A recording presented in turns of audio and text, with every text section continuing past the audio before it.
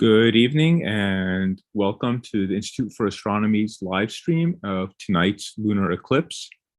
Right now, we're setting up the imaging to try to show you a little bit of the reddish color that you'll be seeing on the moon as it enters more and more of Earth's shadow. Tonight, we'll have an almost total lunar eclipse.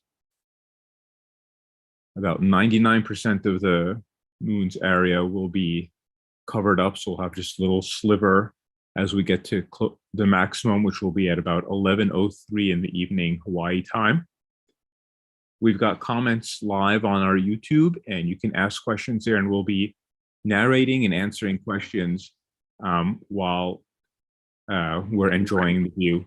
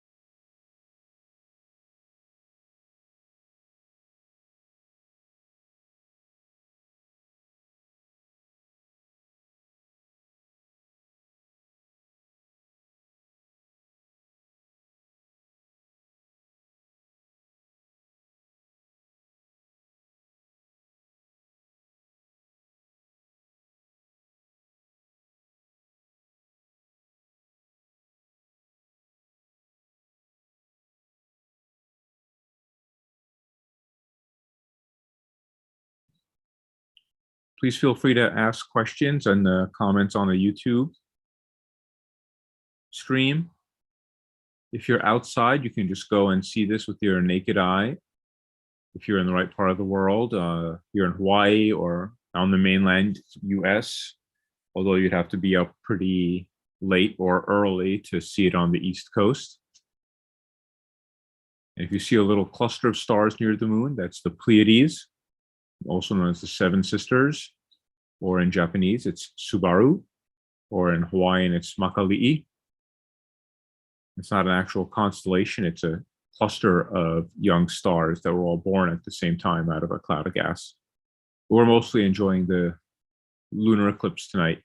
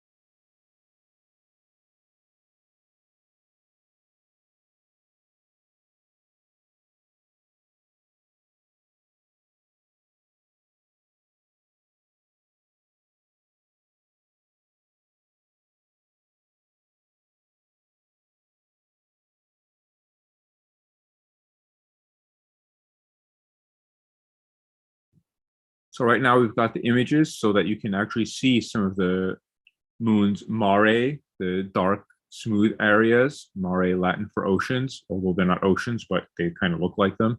In the eclipsed side, but occasionally we'll change the exposures so that you can see it on the lit side of the moon. And you can see in our images the kind of copperish, reddish color on the eclipse side of the moon. Your eyes are actually better at seeing that color if you go outside and look at it.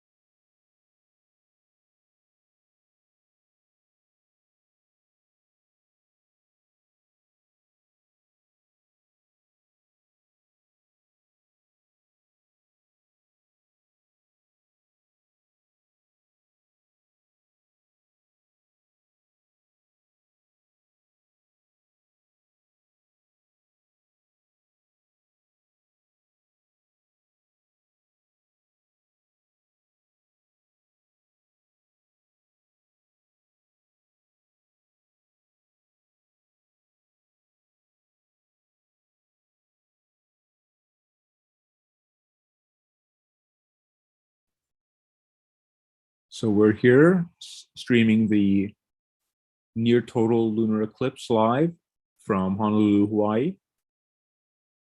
We'll have the maximum eclipse in a little under an hour at 11:03 p.m.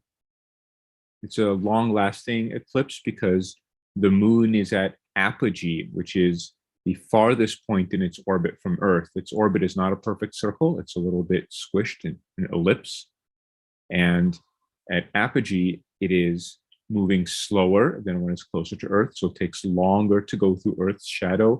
And because it's further away, Earth's shadow is also a little bit bigger. So you get those two effects combining to give us a long duration eclipse, even though it's a partial eclipse. And it's a fun fact, this is the longest duration partial eclipse we'll have for about 500 years. And it's the longest duration that we've had since about 500 years ago. So about 1 millennium in which this is the longest duration partial eclipse.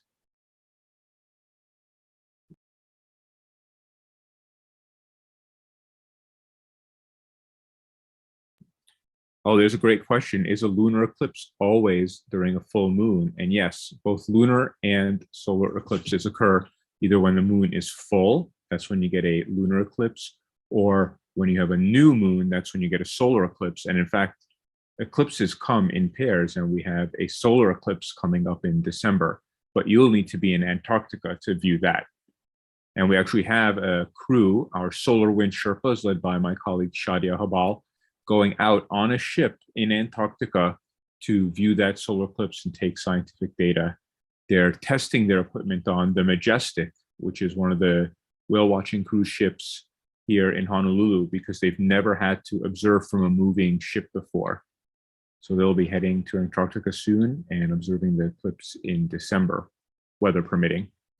But yes, you always get an eclipse during a full moon because you have to have the Earth, the sun, and the moon lined up in a straight line, basically. And so that means a full or a new moon to get that alignment. And a lot of people can enjoy this eclipse because it is visible over all of the mainland US. We're actually lucky because the totality will occur close to when the moon is high in the sky at zenith here in the Pacific. So if it's clear out and you go and look almost straight up around 11 o'clock at night tonight, you'll be seeing the maximum eclipse, and it's going to be high in the sky, so you're not looking through a lot of atmosphere or through city lights.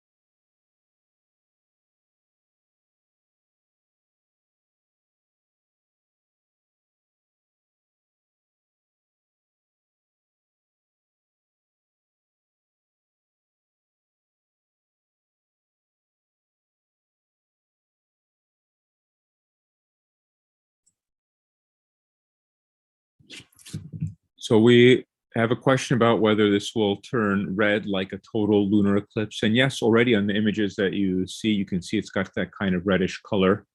All of these eclipses, especially once you have close to total or total eclipses, get that reddish tinge. And the reason for that is that even though the moon is in Earth's shadow, the sunlight that's passing through Earth's atmosphere, the red light from the sun gets bent or refracted and ends up on the moon, whereas the blue light gets scattered away. So this is light that's made it through Earth's atmosphere and gotten bent on its way and landed on the moon. It's the same phenomenon that causes us the red horizons at sunset. And some lunar eclipses are redder than others, depending on, for instance, if there's been a volcanic eruption or something like that, that's put a lot of dust in the atmosphere, which causes more reddening of the sunlight, and then you get a redder eclipse. But yes, you should see that coppery color, especially noticeable as it gets closer to totality.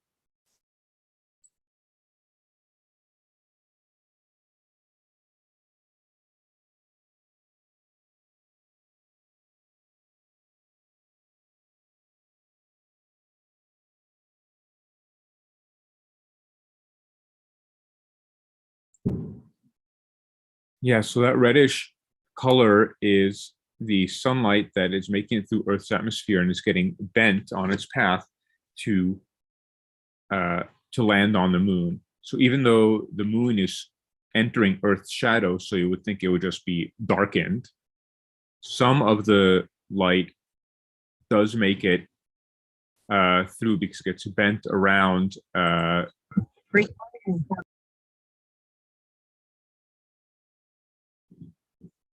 It gets bent and it lands on the moon. At some point, I'll take a pause and I'll find a nice graphic that displays that, and I'll put that up on the screen.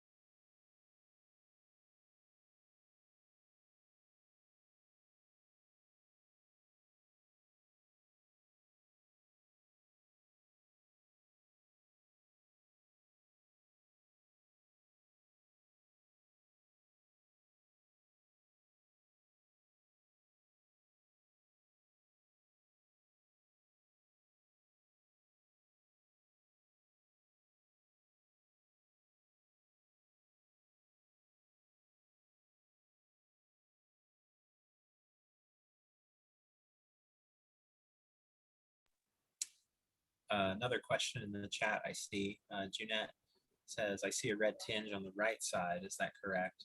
So when we say the red or copper color, I think we're actually talking about the dark side of the moon. So for me, that's on the left. I don't think it gets mirrored through YouTube.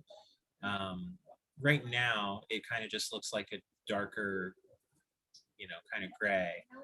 But at the maximum eclipse, when the bright part of the moon is at the minimum, it actually appears a little bit redder or more copper. And like Roy was saying, the redness can vary depending on how much dust there is in the atmosphere from volcanoes or storms and things like that. So for me, the red is on the dark part of the moon, and it should appear redder as we get closer to quote unquote totality. Yeah, so sorry to interrupt the live stream of the eclipse images, but to just quickly explain what we're seeing. This is the geometry of a lunar eclipse. So we are on the night side of the Earth where my cursor is. So we have the sun always illuminating half of the Earth, right? It's daytime someplace else. And here's Earth's atmosphere. This is exaggerated. The thickness of the atmosphere is highly exaggerated in this diagram. But you see that the moon is totally in Earth's shadow. Once it's, well, in this case, we won't get totally inside, but the part of the moon that's in Earth's shadow is shadowed. But the sunlight, which is a mix of colors, the blue light from the sun is scattered in all directions. That's why our daytime sky is blue. And even at night, we don't see it, but the blue light is being scattered everywhere. But the red light is refracted. That's the optics word for bent. And so the light that would have gone straight and missed the moon, some of that red light is bent and actually lands on the moon and gives it that copperish color, the part of the moon that's in the shadow. And that's the same thing once after sunset. What's happened is that the sun is below your horizon, but the red light in the atmosphere is getting bent around, refracted. Instead of just passing out through the atmosphere, it's bent to your eyes until the sun is far enough below the horizon. So That's why we have those beautiful red or mango colored sunsets sometimes.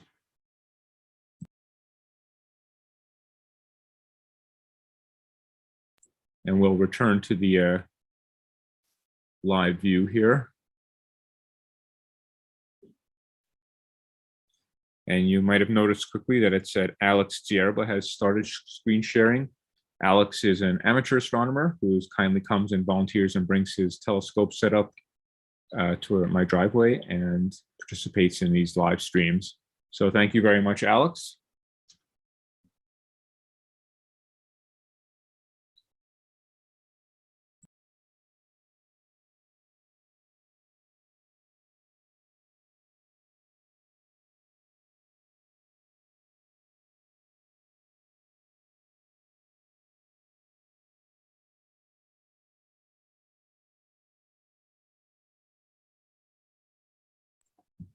So Alex has mounted two different cameras on his rig, and we're going to switch from being zoomed in on the moon to a more zoomed out view where we'll see the moon and the Pleiades star cluster.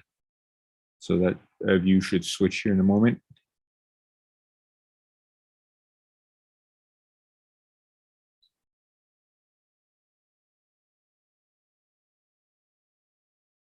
All right, beautiful. So you can see the moon entering eclipse. It's got that nice reddish tinge, and he's got the exposure a little bit longer so that we can see the stars. And this thing that looks like a tiny dipper, it is not the Little Dipper. It is actually the Pleiades, which is a star cluster. It is also known as the Seven Sisters. In Japanese, it's called Subaru. And if you look at the logo of a Subaru car, it is these bright stars in this pattern. And in Hawaiian, it's known as the Makali'i. And it is a cluster of stars that was born about 100 million years ago out of a cloud of gas. And these are young, hot stars, very bright. They're blue in color because they're hot. Hotter things are bluer, unlike your faucets, which say blue for cold and red for hot. But if you have a glowing object, like a glowing piece of metal or a star, the cooler things are red and hotter things are blue. So these are young, hot stars, and there's actually a bunch of fainter stars around them. And over time, these will move around and spread apart and no longer be part of a little cluster. So what kind of telescope is Alex using? I will ask him and get back to you in a second.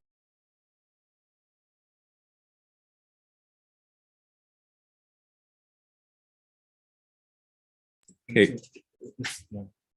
The wide view is a Canon zoom lens, 7200 millimeter lens, and the close up is an 840 millimeter refractor. So there you go. I don't know if you could hear. So the wide view is just a Canon zoom lens, and then the narrower view is a 840 millimeter refractor telescope with a DSLR camera attached to it. And they're both mounted on the same mount. They're piggybacked together. So they're looking at the same part of the sky. It's got them aligned together.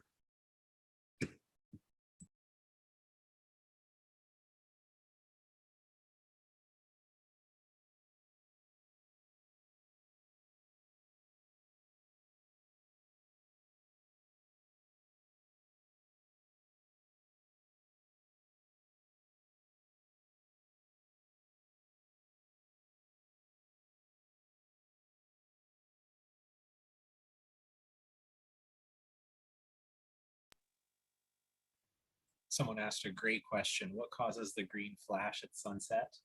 I didn't know that was a real thing until I came to grad school in Hawaii. Green flashes are similar to the diagram Roy was showing earlier, where light gets refracted or bent by the Earth's atmosphere. When that happens, just like if you shine a light through a prism, it breaks it up into kind of a rainbow. When sunlight goes through the atmosphere, it gets separated out into different color components. Green just happens to be enhanced by like a mirage. So if you're like in a really hot parking lot and you can see very far away, you'll see like kind of like a reflection of the sky. That kind of mirage enhances the green wavelengths of light as it's split apart by the Earth's atmosphere. And so green is the one that you see. Apparently, I'm scouring the internet about this. Apparently, sometimes you can see blue flashes too if the conditions are just right, which is wild. And we're lucky here in Hawaii, we have the ocean. So you need to have a very clear view of the horizon. So if you have anything in the way, buildings or a little bit of clouds or trees or anything, you won't see it. But for instance, from my lanai in St. Louis Heights, I can see the sun setting sometimes in between the buildings of Waikiki. And if you have that clear view of the horizon, the green flash occurs very close to the horizon. I've seen a number of them from my lanai, but if you don't have a view over the ocean and you don't have can't see right down to the horizon, you won't see it because it only occurs through the right amount of atmosphere.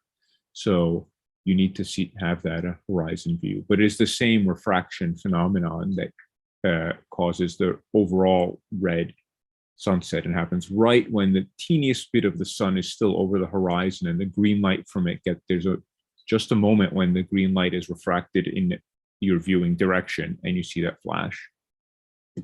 But any little bit of clouds or obscuration will make it not happen.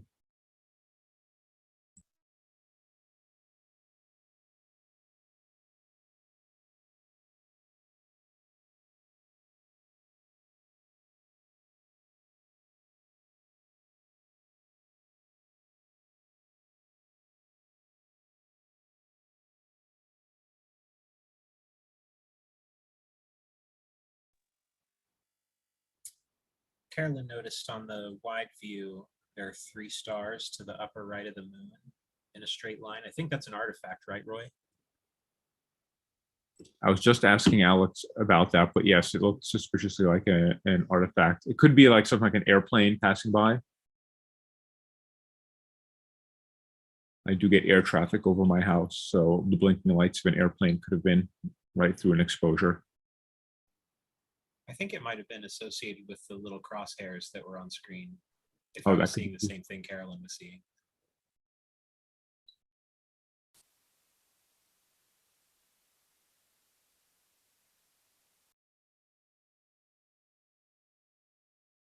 And now back to this more zoomed in view of the moon. You can really start to see that coppery reddish color on the eclipse side of the moon.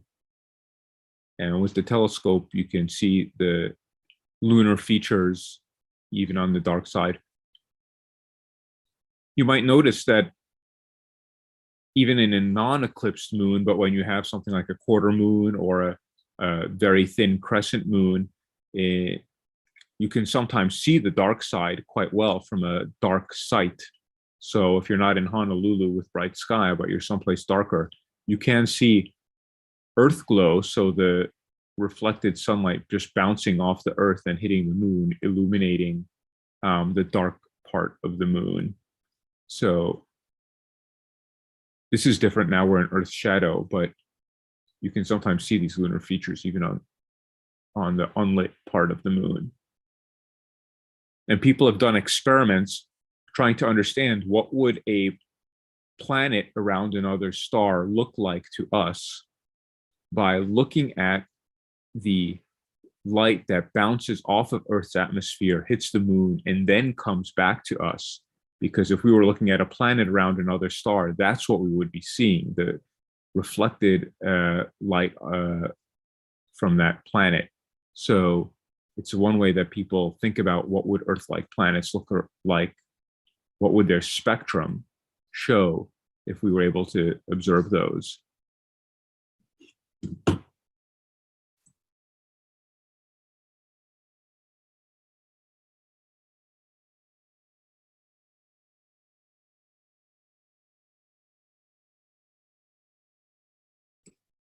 And with the upcoming launch of the James Webb Space Telescope, December 18th is when it's scheduled for, we should possibly be able to get spectra of some extrasolar planets, maybe not quite down to Earth mass planets, but we will start to see what the atmospheres of larger extrasolar planets look like. And that's pretty exciting. So keep your eyes out for the James Webb launch. And then there's a pretty long period where they have to get into the proper orbit and deploy all the parts of the telescope. I think I heard there's something like 163 single points of failure in the deployment. There's a lot of moving parts. So it's all been tested, but hopefully it will work.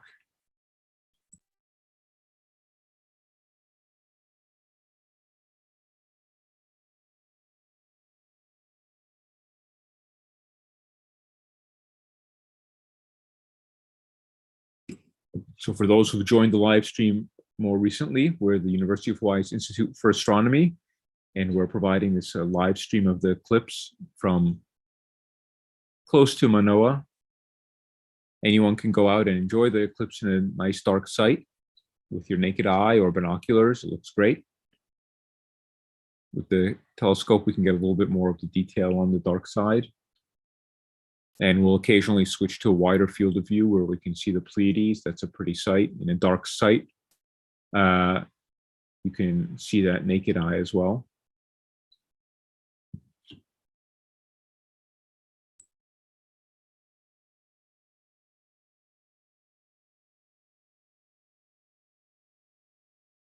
So someone asked, what do we look like from the view of other planets? I don't know if you've ever seen the famous image called the pale blue dot, but even from Saturn, if you turn around as the Cassini spacecraft did and take a picture of Earth, it just looks like a tiny dot. And actually, right now, we cannot see Earth-like planets around other stars. We observe their effects as like when they pass in front of the star and dim the light a tiny bit, we can tell that there's a planet there, but we can't make any observations yet about what that planet is made out of or what its atmosphere is like. But we are coming to the era where for the stars closest to us besides the sun, we can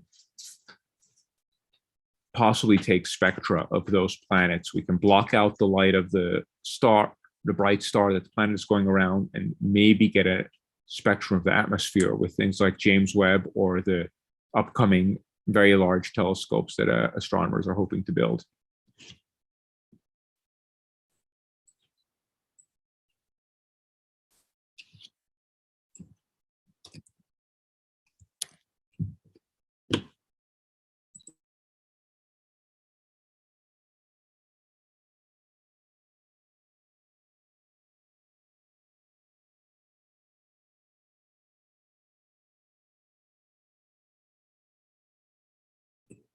All right, we've just switched back to the wide field view. We'll just keep swapping back and forth to give people a little bit of variety.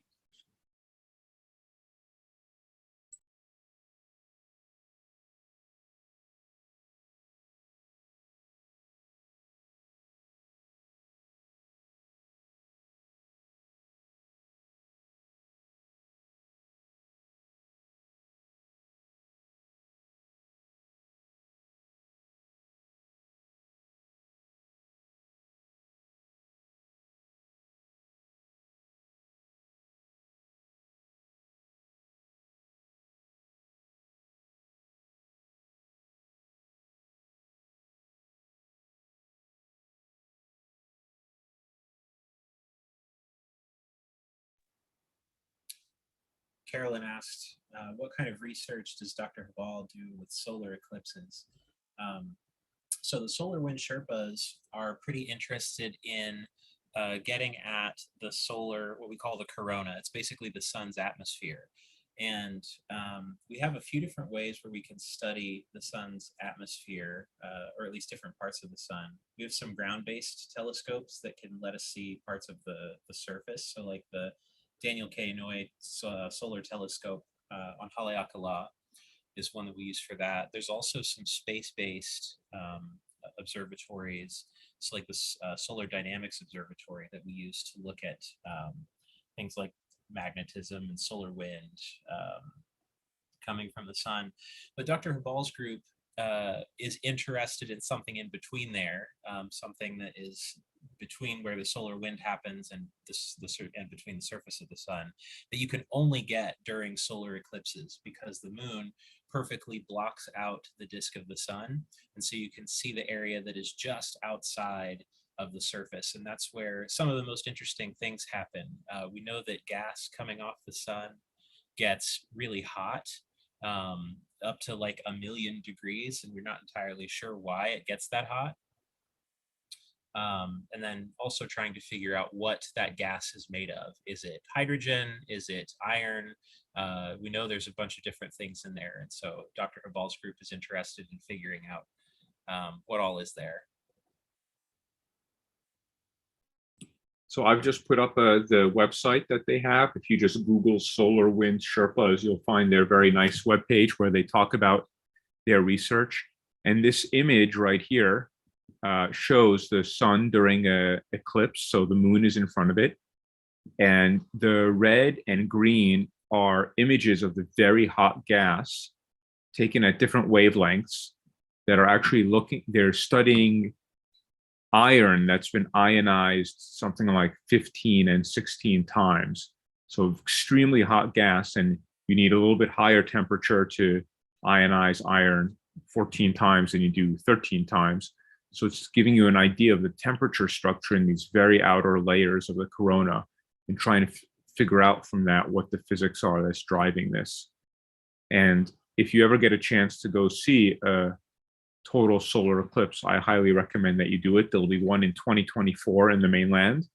And you'll see these tendrils in white light. You won't see these colors, but as soon as you hit totality, you will see this structure coming out of the sun, like a switch gets turned on and the sun disappears and this outer material is visible to you naked eye.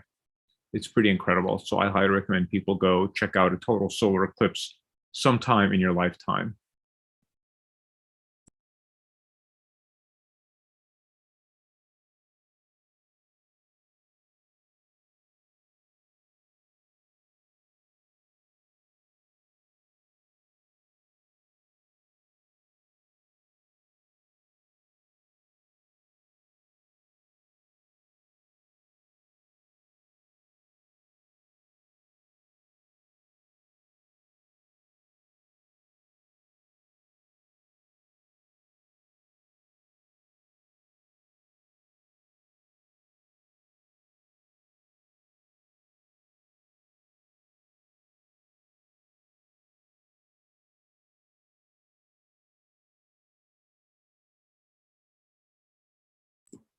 Yeah, Jasmine, the iron is completely ionized in those images of the solar wind. And it's not just ionized, it's ionized 12, 13, 14, 15 times. So it's lost a lot of electrons. So the temperature is much higher than you even need to singly ionize iron. And as Zach, my colleague Zach was saying, it's not clear exactly how you get this very high temperature gas on the outside of the sun when the visible surface of the sun that we see is only something like 6,000 degrees, 5,700 degrees Kelvin. And then yet you have millions of degrees gas above that, which is held in by magnetic fields. But the heating mechanism is not that well understood, at least as far as I know. I study faraway galaxies, so I'm not an expert in the solar corona.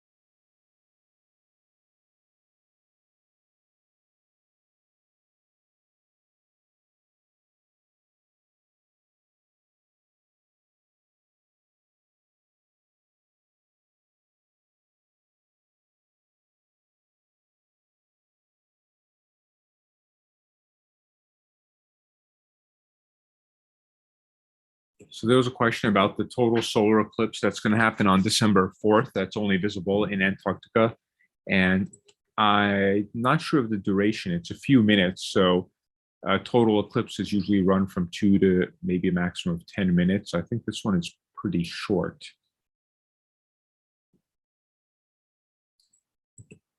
I'm going to try to look up that information right now.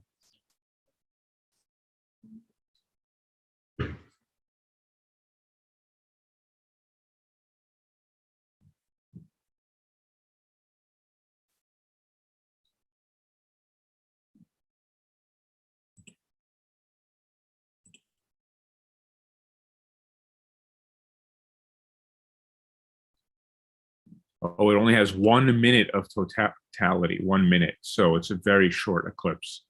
So Shadia, the Solar Wind Sherpas and their team are going for 1 minute of data. And you can imagine the logistics of packing telescopes and everything like that, taking them out on a ship, deploying them, and then hoping the weather is clear for 1 minute of data. But this part of the corona of the sun that they'll be observing is not observable by spacecraft or from the ground. It's like right in this intermediate region where it's a little bit off the surface of the sun, but not so far out that you are out of the bright sunlight. So it's and a lot of physics seems to happen there. So they're connecting these images taken between the surface and the outer layers.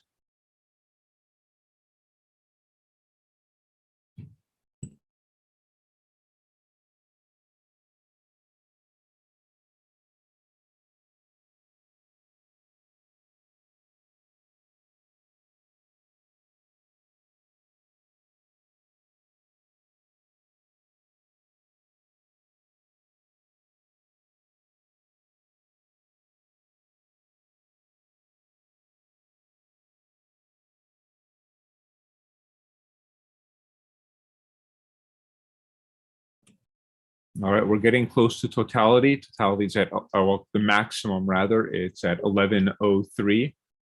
So it'll be just a small white sliver visible then. You can really see that red coppery color in the telescopic view.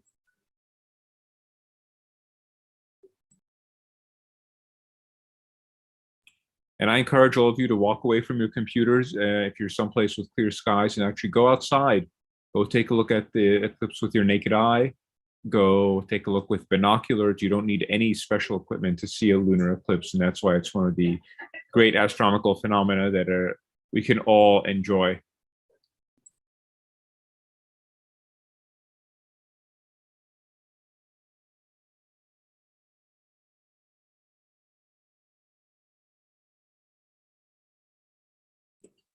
One of my colleagues says Paul in Port Clinton, Ohio needs a shout out, so I'm giving him one.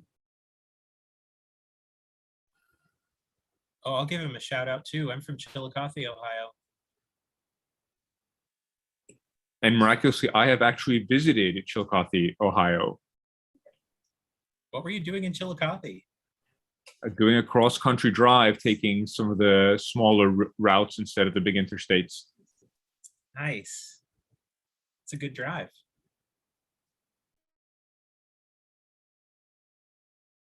We're trying to demonstrate that astronomers are real, normal human beings who do normal things, not just stare at the sky all night.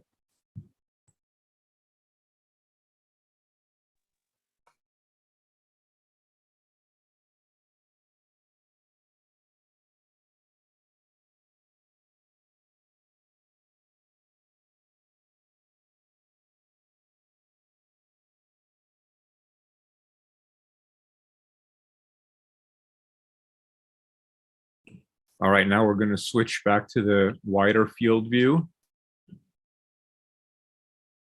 And you can see the Pleiades, the seven sisters there.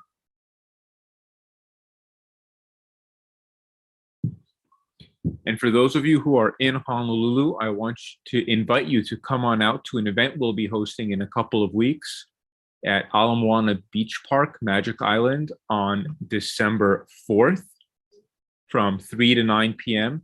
That is close to the beginning of the Makahiki season, which actually starts around December 11th, but that's our closest weekend that we can do something. So on December 4th, we'll be having some traditional Hawaiian Makahiki games and viewing of the sun in the daytime, and we'll switch to stargazing through telescopes in the evening. And it's going to be open to the public. Picnic area is 32 through 36, so that's on the Eva end of Magic Island. So everyone can come on out. The city does require that you be fully vaccinated, so you'll have to show proof of vaccination. And otherwise, you can participate in those games, learn a little bit about the Makahiki season, and enjoy learning a little bit about stars and the sun, and do some stargazing too. So that's December 4th from 3 to 9 p.m. at Magic Island. And that's being sponsored by us at the UH Institute for Astronomy, Gemini Observatory Noir Lab, which is the National Science Foundation's optical and infrared astronomy ground-based facilities, and Ohana Kilo Hoku, which is a nonprofit organization supporting astronomy in Hawaii.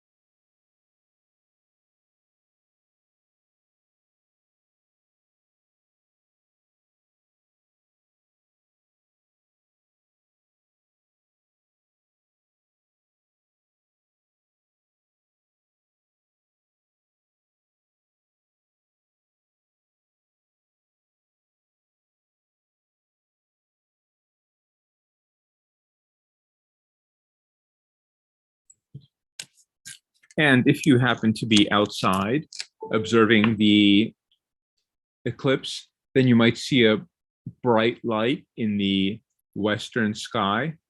That is Jupiter. So you can grab your binoculars and look at Jupiter.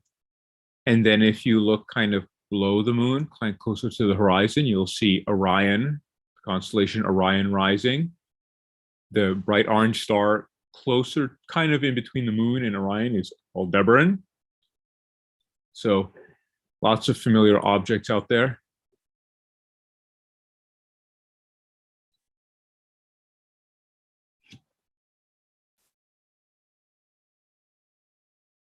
There are a lot of great apps available for iPhone and Android to help you figure out what's up in the sky. A lot of them are inexpensive, $2 or $3, or some are even free.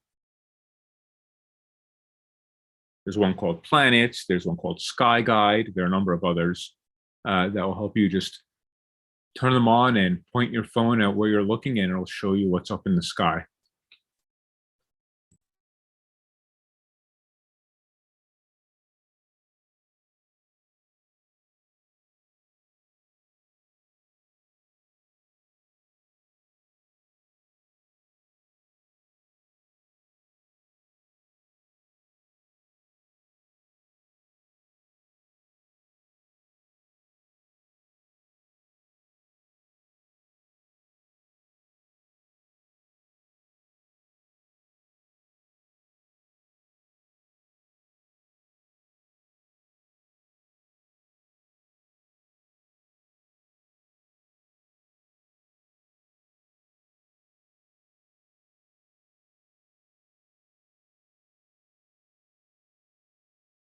So we have a question about, are lunar eclipses used for any kinds of research? And I don't think there's too much research done during lunar eclipses. I know you can learn something about the composition of the moon from how the cooling occurs in and out of eclipses, and perhaps something about what the Earth's atmosphere would look like by looking at the transmission or the reflection spectrum from the moon during an eclipse versus not. But otherwise, I don't think it yields very much scientifically, but it sure is pretty to watch and it is really accessible to all of us.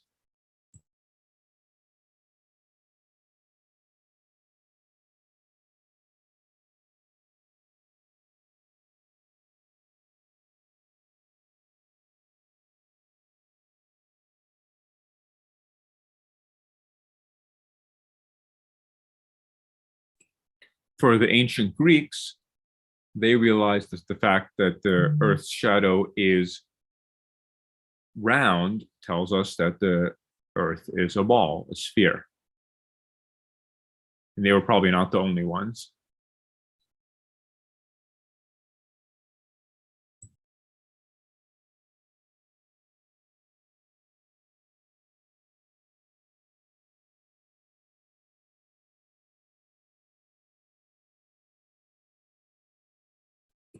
We're now just about 10 minutes from the maximum of this eclipse, which will occur here in Honolulu at 11:03.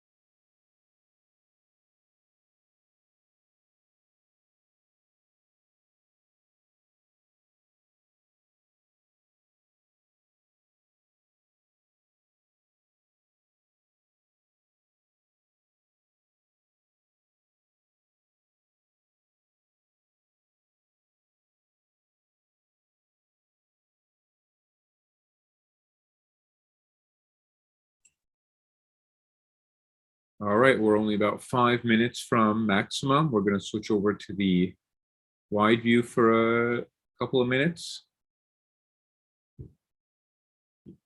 Again, if you're joining us on YouTube, then feel free to ask questions. I know a couple of you have been asking questions, but there's more viewers than question askers. So please feel free to join in. It could be about the moon. It can be about astronomy. We got our telescopes.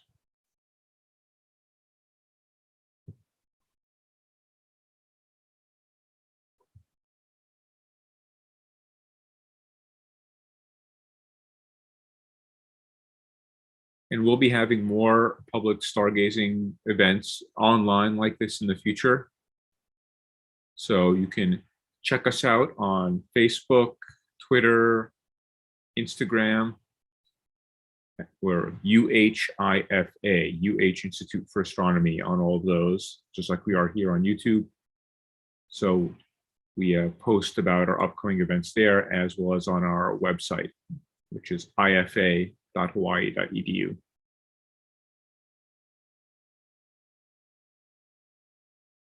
And we post not just about events, but about research that we're doing, events that our colleagues at the other observatories are doing,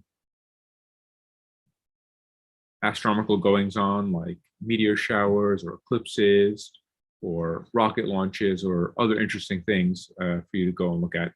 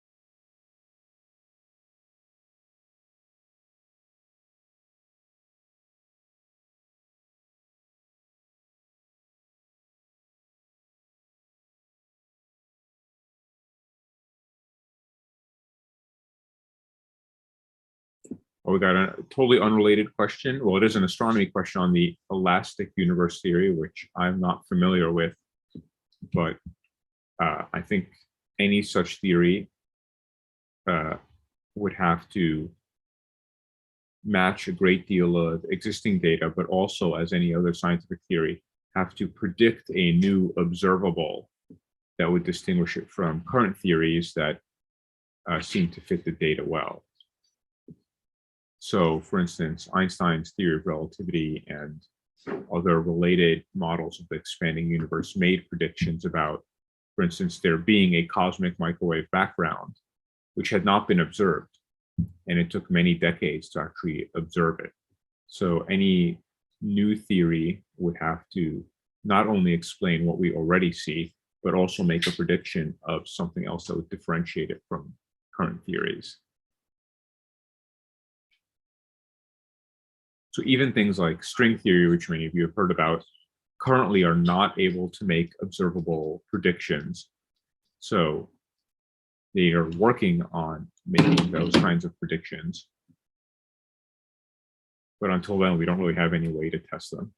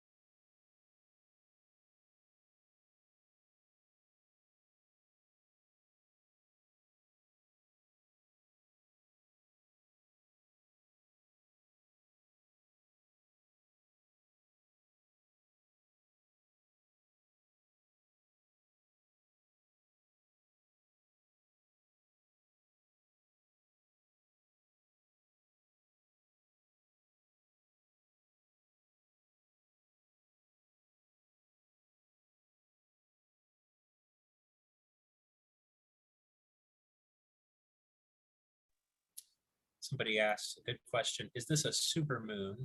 And no, this is not a supermoon. I think, Roy, you said earlier that the moon is currently at apogee, which means it's at its furthest point from the Earth in its orbit. So it's like the opposite of the supermoon. Supermoons happen when the moon is full and at its closest point in its orbit around the Earth, and it's currently at its farthest point. Which in fact, sometimes it's called the mini moon when it's at this farthest point.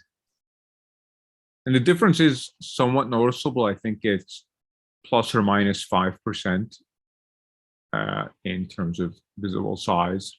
Actually, I don't know if that's in radius or area.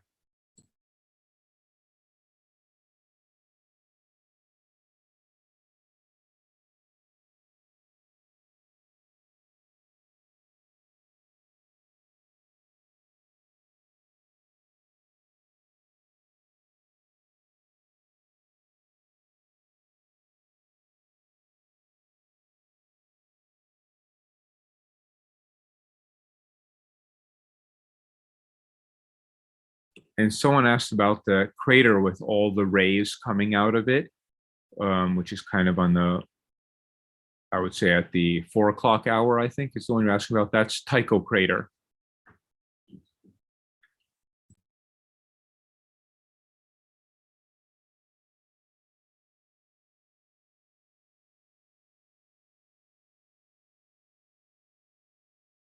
And while we were talking, I missed the fact that we have now passed maximum. We're now about 3 minutes past maximum. So now the moon will start to come out of Earth's shadow. So we'll keep on until about midnight, and then we'll pack up and get some sleep.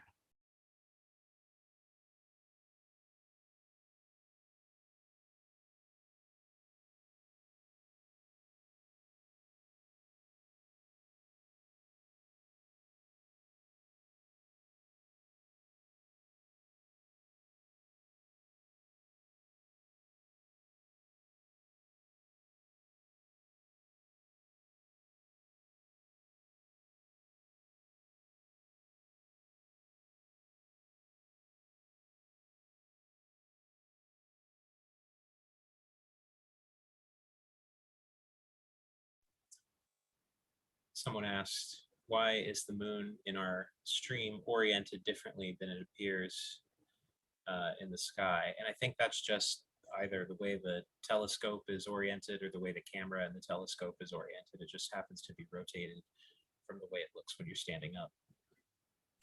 That's right. We have a digital imager. So there's a CCD camera in the attached to the telescope. And depending which way you rotate it, the image rotation will look different.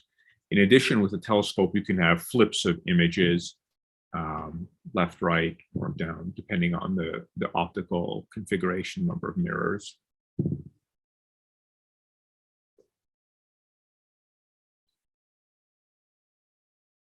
And I got a question, why is this not a total lunar eclipse? So the moon's orbit around the Earth is not aligned with the Earth's orbit around the sun. It's tilted.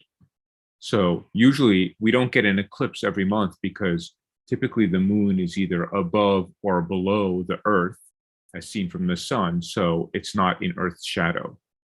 Right now, the moon's orbit is kind of crossing through Earth's shadow, but it's not perfectly lined up.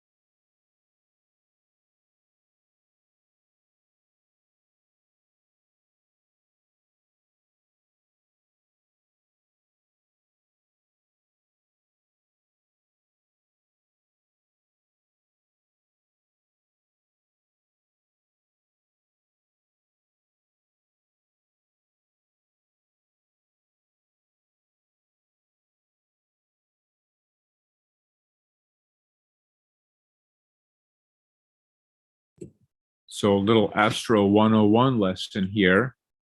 It's a little bit hard to visualize what's going on, but here we have the sun, and then the orbit of the Earth is this big flat plane, and then the moon orbits around the Earth. But you can see that the moon's orbit is tilted relative to the Earth's orbit. And so if you look at the left image, in this case, when the moon is full, so it's fully illuminated, we see the illuminated side of the moon. We would be here at nighttime on the Earth looking at the illuminated moon. The moon is not in Earth's shadow. It's totally outside of Earth's shadow. And so you see the lit half of the moon. And similarly, if the moon was here close in between the Earth and the sun in its orbit, but it's not lined up, it's too low, it's below Earth's orbit, we don't see a solar eclipse because we are not looking at the sun blocked by the moon. But sometimes you get the right geometry, as in this back image, the top image here, where the moon's orbit, the moon in its orbit is crossing the Earth's orbit.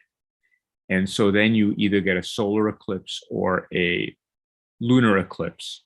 And so that's the condition we have now, is we're almost totally crossing Earth's orbit. It just happens to be a little bit off, which is why we get an almost total, but not quite total eclipse. And because we know the speeds of the motions and where things are, we can predict eclipses and when they're going to happen to the second. So because we understand the geometry of the Earth-Moon system and the sun, we can make these predictions and know when we're going to get eclipses. And there's lots of websites that will tell you when eclipses are coming up. I like to use timeanddate.com. They have great listings of eclipses, and you can search by city what it's going to be visible and what time you'll have totality and how long it'll last and everything.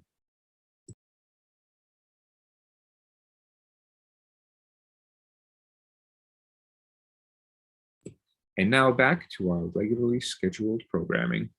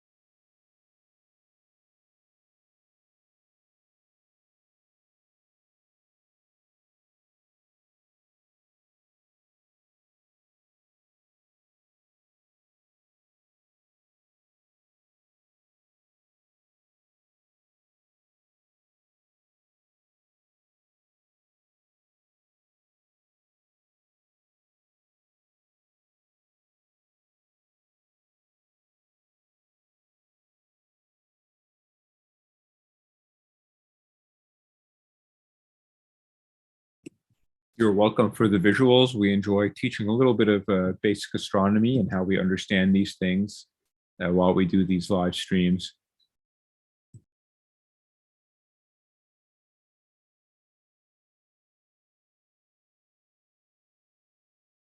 Someone noted they caught a shooting star. That's a nice catch to notice while we're observing the eclipse. You might also see the International Space Station at some times. There are websites that will tell you when you can see bright passes of the International Space Station or other satellites.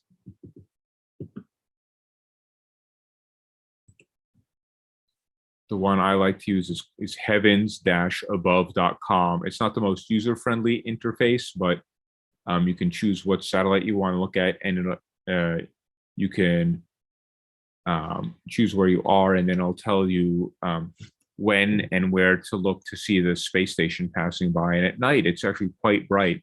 And neat to watch this bright dot of light move across the sky and realize there's a handful of humans up there 100 miles or so above Earth, orbiting around in a space station.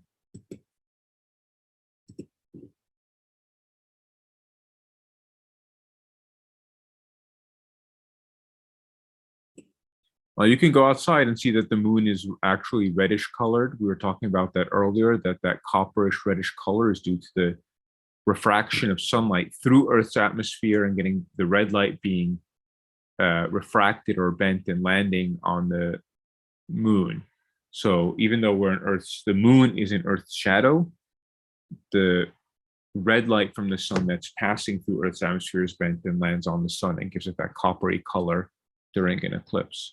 The blue light is scattered in all directions, so that doesn't mostly end up on the moon. That's the same reason we have a blue sky during the day, but at sunset you get a red horizon. Now we're switching to the wider field of view. You can see the eclipsed moon and the Pleiades star cluster there. That's just by chance that the moon happens to be near the Pleiades right now. It makes for some nice viewing, and you can see the Pleiades naked eye as well.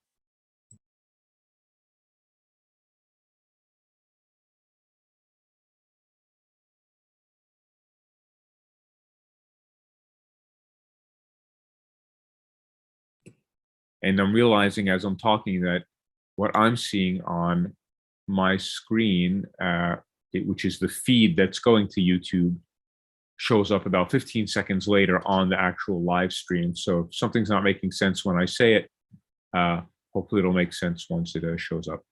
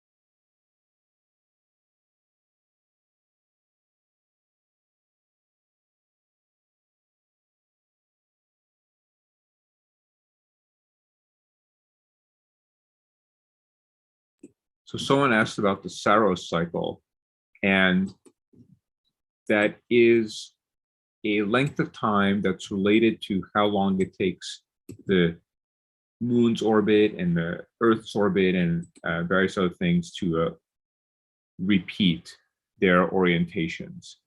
And it gives you a period over which patterns of lunar and solar eclipses repeat. And it's about 18 years long.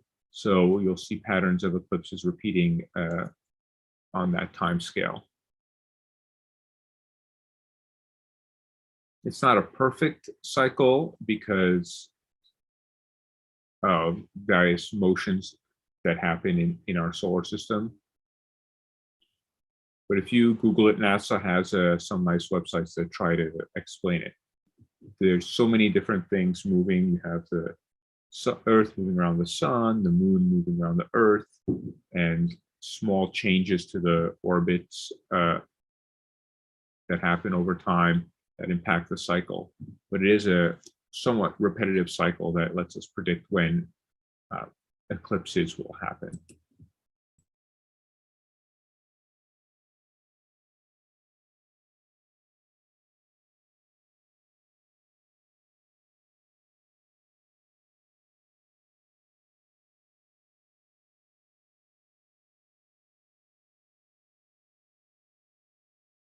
And it's not something we only know from modern times. Uh, Babylonians realized that there was this cycle. So the idea of this cycle existing and recognizing that it exists has been known for a few thousand years.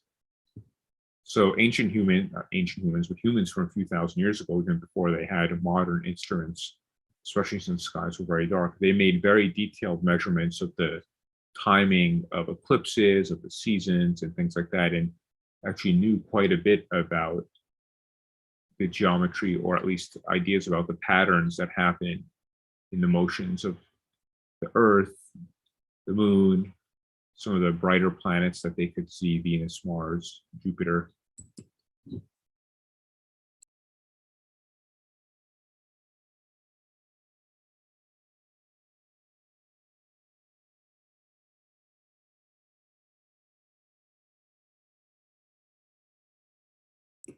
Oh, we have viewers from Japan.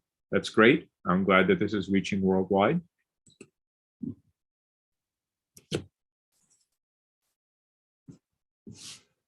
We've had previous streams where we've had viewers from New York, Pakistan, Texas, Florida, all over. So it's nice to see it reaching everywhere, and we're happy to provide explanations and answer your questions.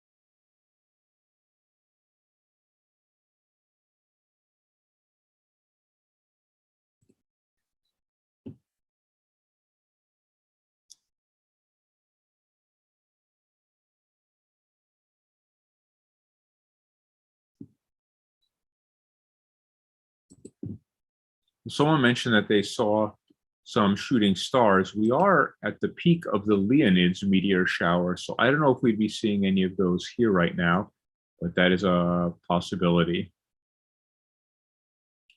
The next major meteor shower will be in mid-December, the Geminids, and those can be very bright and colorful.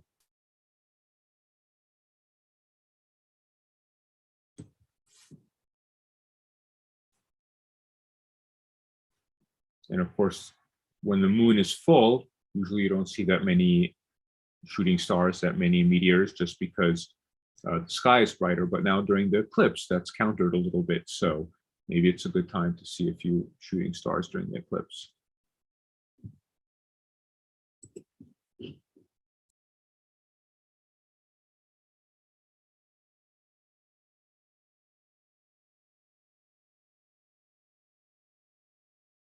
Now, someone was up early trying to watch this in Ohio. I'm glad we have clear skies here. Astronomers are always beholden to the weather. So we're often, the way big telescopes work is that an astronomer is assigned an observing night. And if it's cloudy, then you don't get any data, and you have to try to get observing time again. Some telescopes operate on a queue where all the observations are put in, and the highest scientific priority ones get executed first when it's clear or when the conditions permit. But typically, classically scheduled telescopes, you're given a specific night or set of nights, and if it's cloudy, then you are out of luck.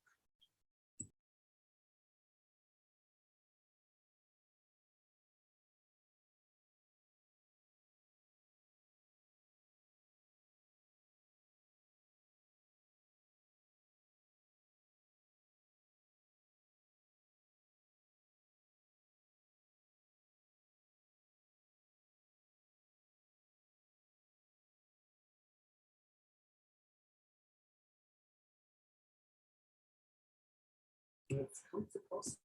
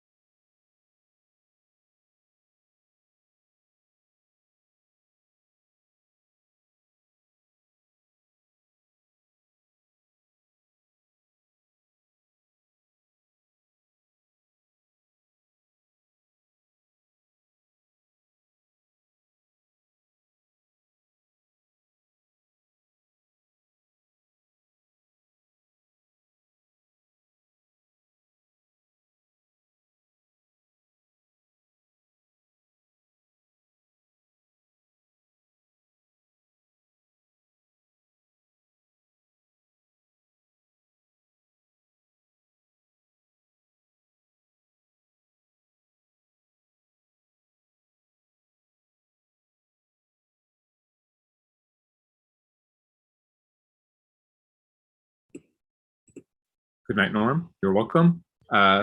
So a couple of questions. Yes, Uranus is a gas giant, along with Neptune, and then the larger ones, Jupiter and Saturn. In fact, when we see planets around other stars, those are the ones that we can typically observe because they're farther from their host stars and larger than like the Earth-like planets.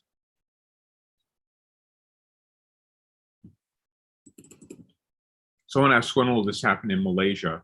This is visible everywhere right now that it is visible. So I think in Malaysia, you will not be able to see it because it's daytime there.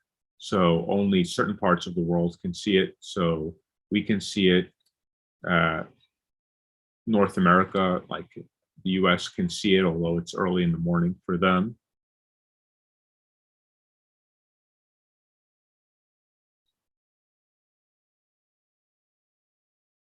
Someone's commenting that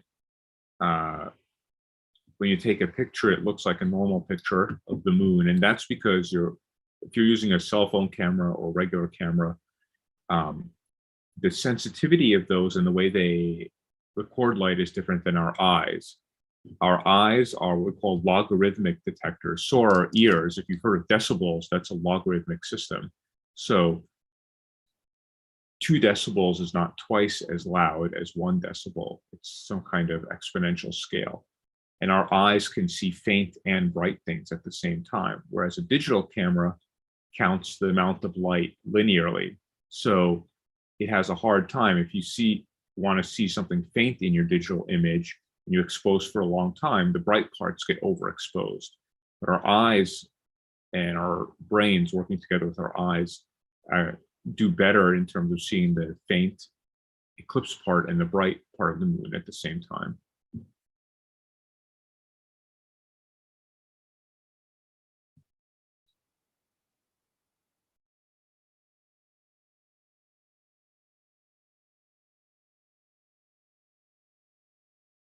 Oh, excellent. Welcome from East Africa, Fiji. I love this international crowd that we have online.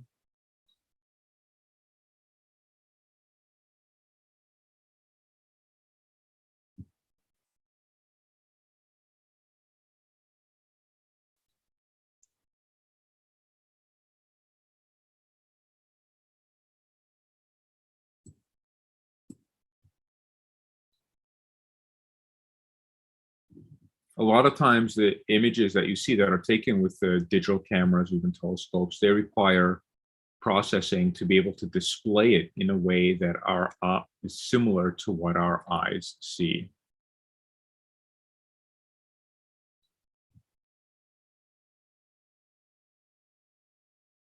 No, other parts of the world where it's daytime now won't see the eclipse, because by the time it's night there, the orientation of the Earth, Sun, and Moon won't be the same. So,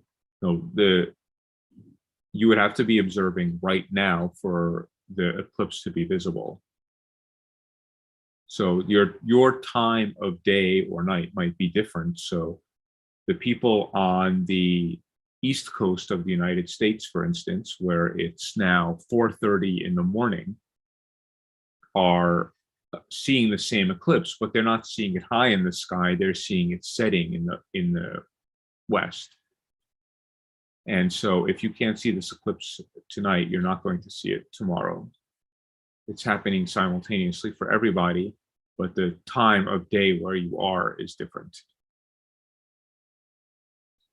That's right. So we have someone joining us from South Africa. There, it's the middle of the day. They're 12 hours offset from us. So they cannot see it. They're on the wrong side of the Earth to see it. They're facing away from the moon.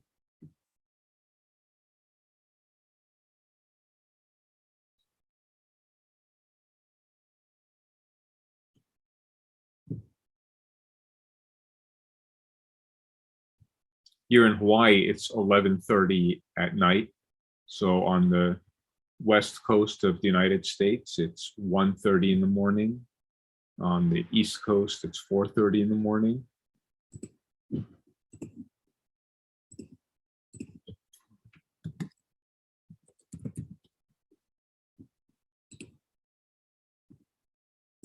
In New Zealand, it's 10:30 at night, but tomorrow, from my standpoint, so it's 10:30 at night on Friday, they're 23 hours ahead of us.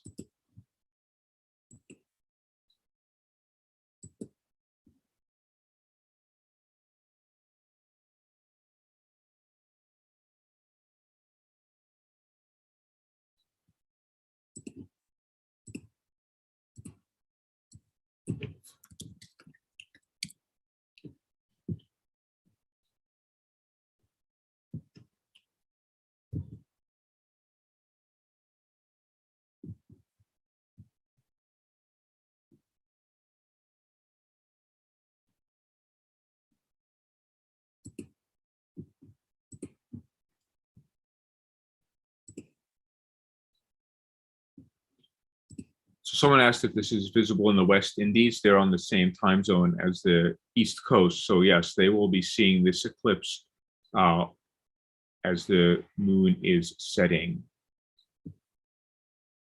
So they can see it now because it's still nighttime. Well, early in the morning, 4:30 a.m.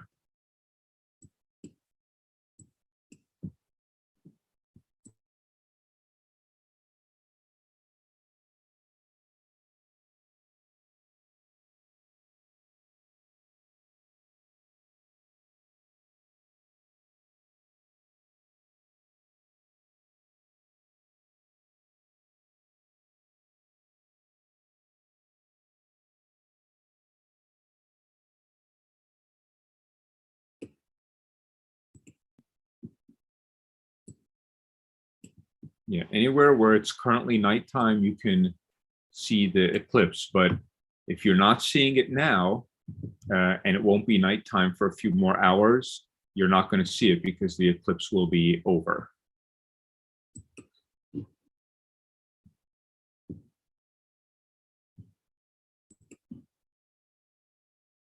Someone asked, where are we transmitting from? We're actually, or I am in Honolulu in a neighborhood called St. Louis Heights.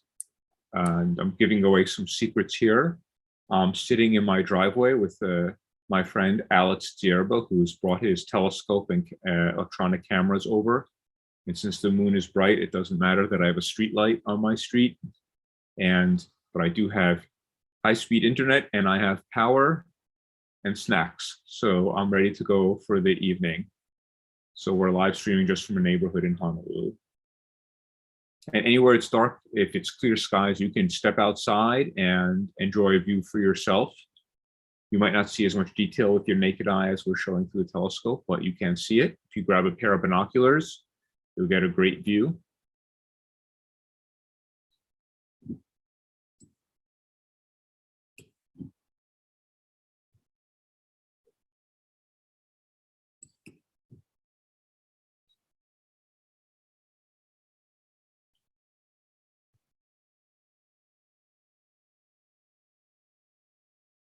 Someone mentioned thank you for the answers about why the camera images don't look the way our eyes see it. Some cameras do have a night mode. Some of the, even iPhones have a night mode where they'll take pictures that are a little bit better than if you just try to take a regular picture. You try to take a picture with the flash because it's nighttime, that will not work at all.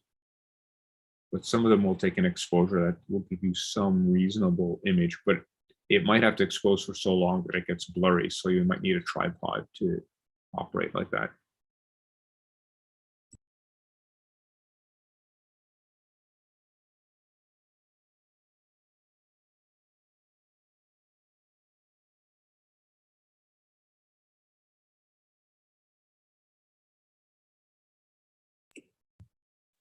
Someone asked if they can see this in India, and in India it's the afternoon. So by the time it gets dark and the moon is up, you will not be able to see this live. So only where it's dark right now and for the next hour or so before we're out of most of the eclipse.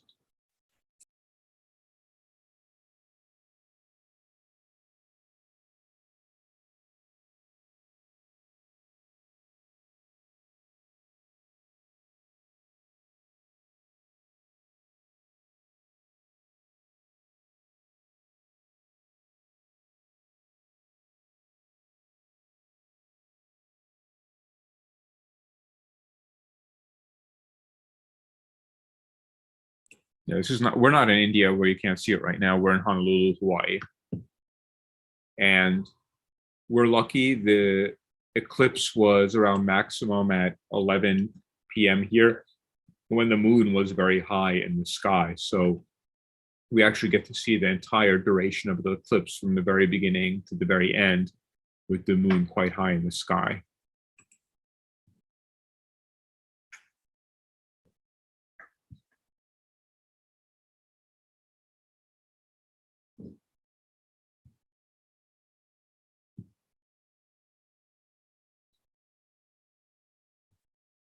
You're all very welcome for the live stream. It's our pleasure to bring a little bit of the beauty and amazement of space, even if it's near space with the moon, to all of you.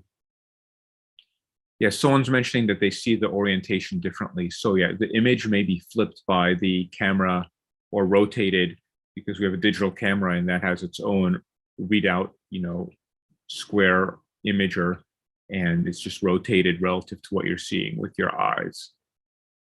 So it's not that the moon looks different from here. It's just that the camera picture, once it's displayed, just depends on how the chip in the camera is oriented relative to the sky.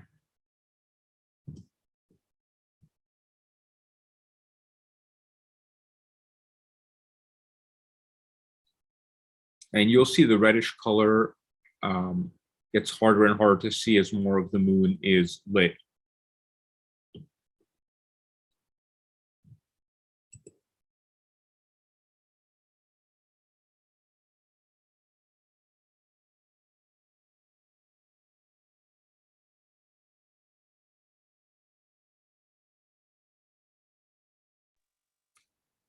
Somebody asked which way is north on our stream here. North is to the upper left of the screen, is that right?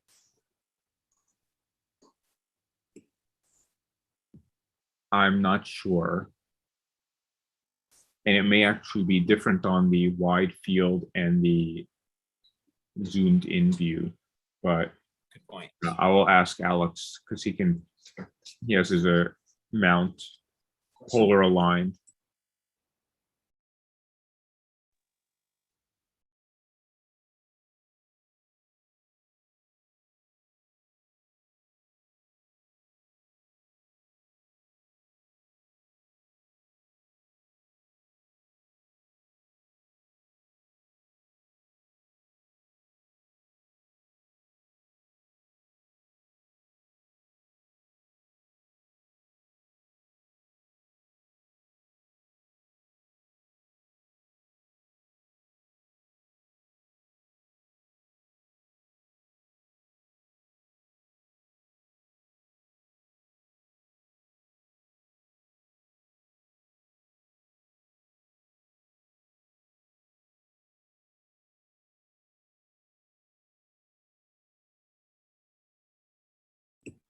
Yeah, so north is kind of down in our image.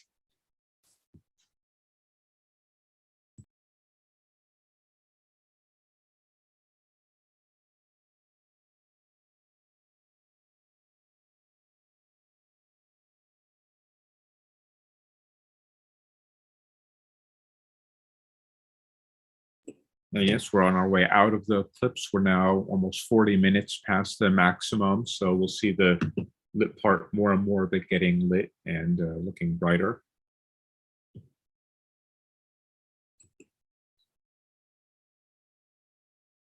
And the reddish color you're seeing, how red the eclipse looks depends on the atmospheric conditions that you're looking through. Or actually depends on the overall atmospheric conditions of the Earth, because what we're seeing is the refracted light. And if we have a lot of like volcanic ash, for instance, in the atmosphere, that causes more reddening, and you'll have the redder eclipse. So if, let's say we would have had an eclipse after the eruption of Mount Pinatubo or something like that, then we would have seen a redder eclipse. And now we're switching to the wider view. A little bit hard to see, but you can see the Pleiades over to the left, down into the left from the moon.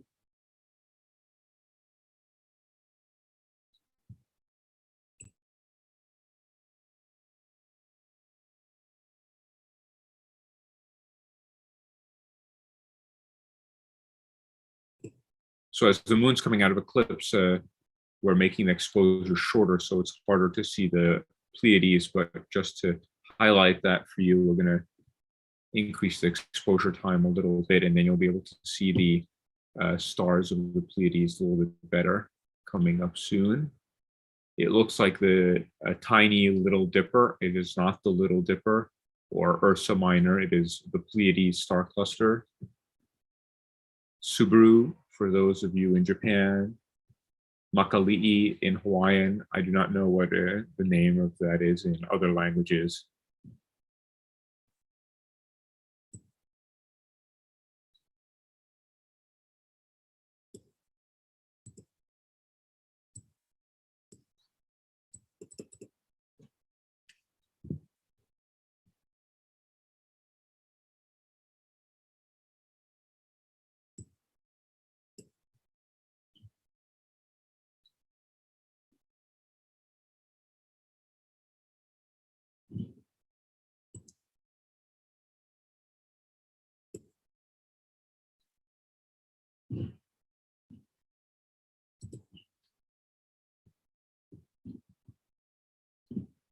The Pleiades you can see naked eye. So you can see that as a little cluster of stars, even in a relatively light polluted area. We were saying earlier in the stream, we're talking about that being a cluster of stars that was born at the same time. Some people call it the Seven Sisters because it has 7 brightest stars, but there's actually hundreds of stars in that star cluster. Bright blue hot stars. Those stars are probably something like 10,000 times as bright, as luminous as the sun. They're young hot stars, so they give off a lot of light, but they won't live as long as the sun. Their lifetimes will be much shorter. And the fainter stars that we can't see in the star cluster will live longer, like the sun, billions of years, and then slowly spread apart, migrate away from their homeland, as it were.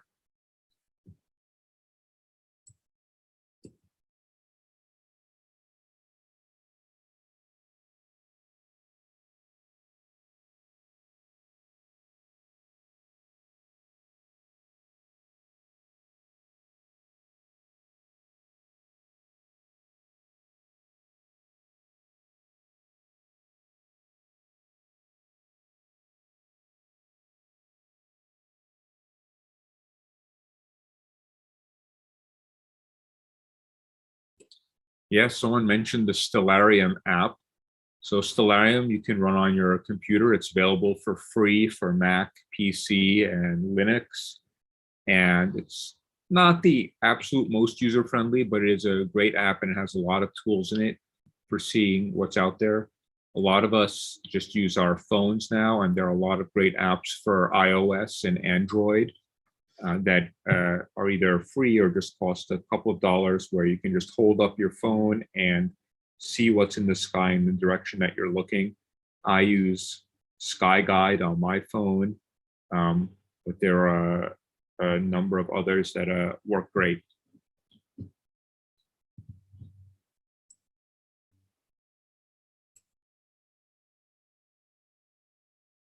One of my colleagues is saying if Earth was in the Pleiades, the night would be super bright. I think that's actually, I don't know what the actual distances are between the stars and the Pleiades, but it's probably, oh, someone says that was a question on YouTube. I bet you would see at least very many bright, very bright looking stars. It wouldn't be like having multiple suns in your sky because the distances are still large, but you would have lots of very bright looking stars, probably brighter than Venus looks in our sky. I'd have to think about how bright these are and how close they are. But those kinds of young, hot stars typically don't have Earth-like planets. But if you're around one of the more sun-like stars there, then yes, you have a pretty spectacular night sky. What a great question. Yeah, the Pleiades are about 17.5 light years across. So I don't know what the average distance between stars is, but it's probably something like a light year.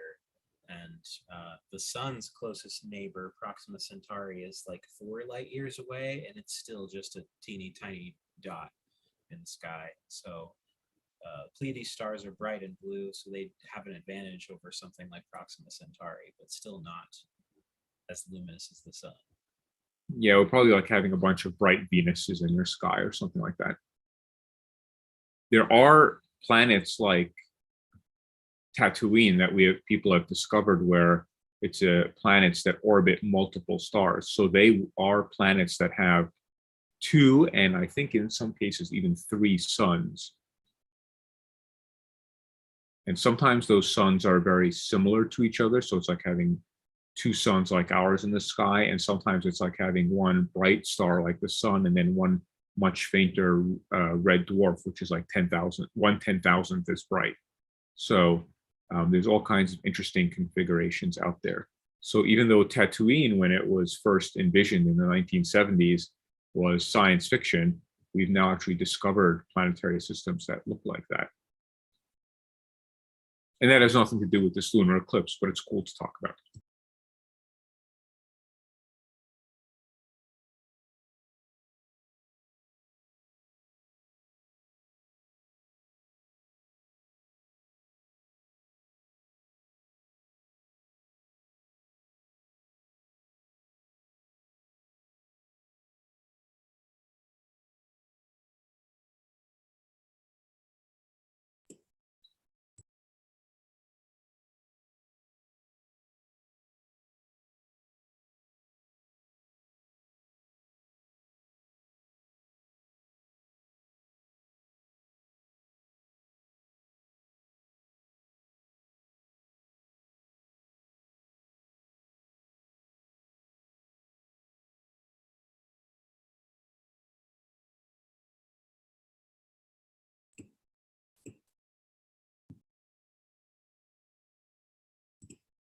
So total lunar eclipses are, and this is not quite total, but it's close. Total lunar eclipses are not that rare. We will have one in May of next year, which will be visible to the mainland US. It'll be visible here in Hawaii, I think. Reading these maps correctly. And then another one in November of 2022. Oh no, it won't be visible here.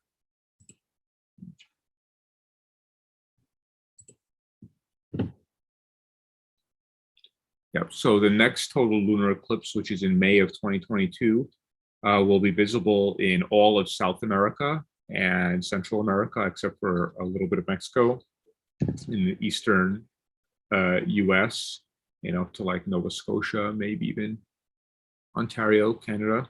So for those of us tuning in from that part of the world, you'll get a nice full lunar eclipse in May of next year.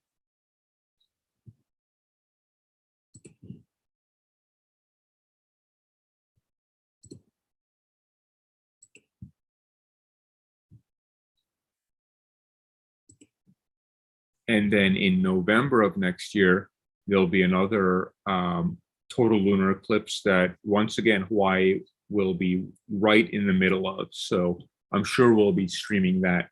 It's November 7th, 2022. And that's visible in the easternmost parts of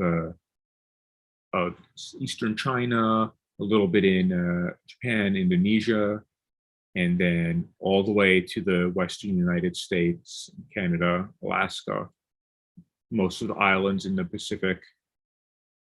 Sorry, Australia, you just get missed.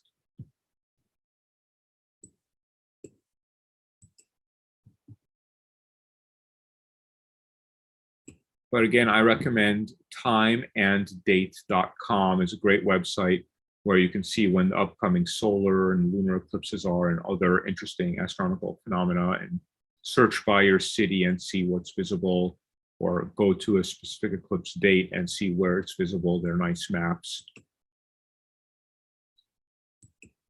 It's a very comprehensive, excellent website.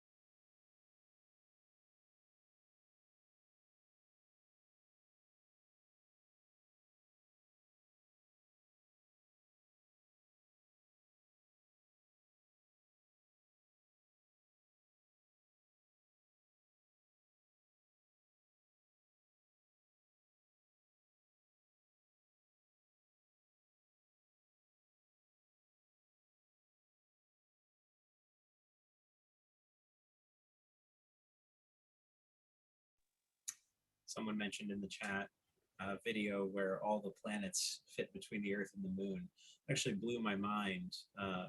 We think the Moon is pretty close to Earth, but actually it's distant enough where if you stacked all of the other planets end to end, Jupiter, Saturn, Uranus, Neptune, Mercury, Venus, Mars, if you stacked all of them end to end, they would fit between the Earth and the Moon.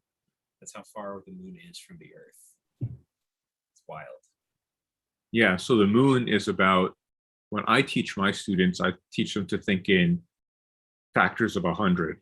So the sun, the size of the sun, the diameter of the sun is about 100 Earths across.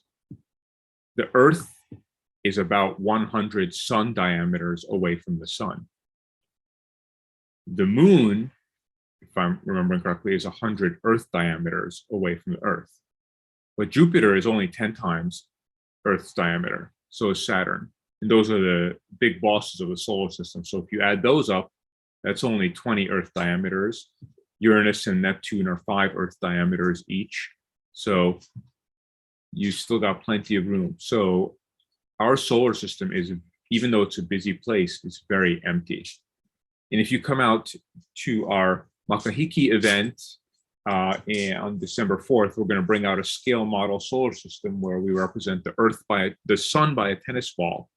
Then the Earth is a large grain of sand about 30 feet away. And that gives you a sense of the scale of our solar system, but on a more like humanly accessible size scale.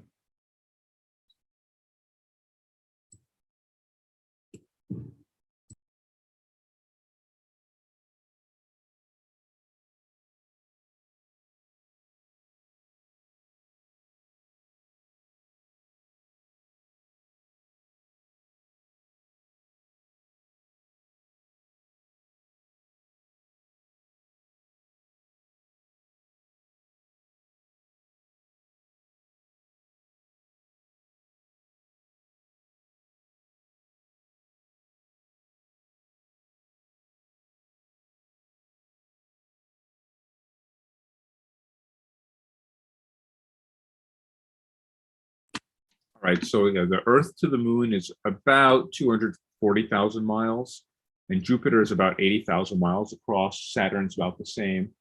So you can just barely squeeze all the planets in between the Earth and the Moon. And the Moon is as far as humans have ever traveled.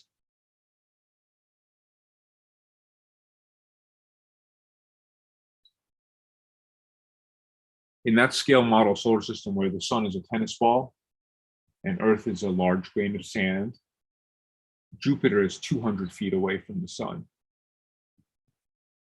Saturn is 400 feet away. So a foot from one end of the football field to the other end, including the end zones.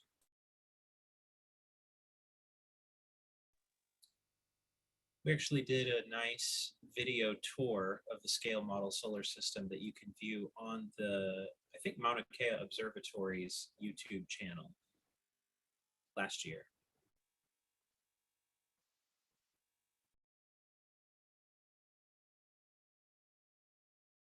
Yeah, we're not suggesting that the planets will ever move in between the Earth and the Moon or anything like that. We're just trying to give a sense of perspective of the sizes of things and the emptiness of our solar system. If you really want to get a sense of that, if the sun is the size of a tennis ball, the next closest star to us that my colleague Zach was saying, Proxima Centauri, would be in California. So the sun would be the size of a tennis ball here in Hawaii, and you'd have to travel all the way to California to get to the next closest star. And the rest is empty space.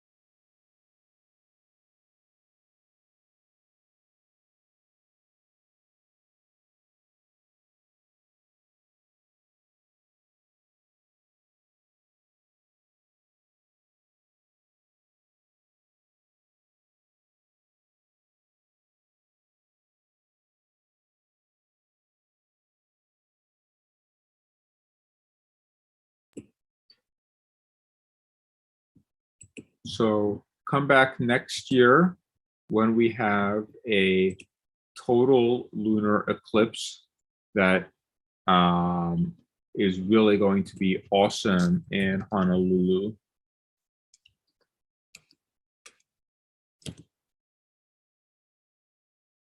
So we will have totality for an hour and a half almost. And the entire eclipse is going to last almost 6 hours.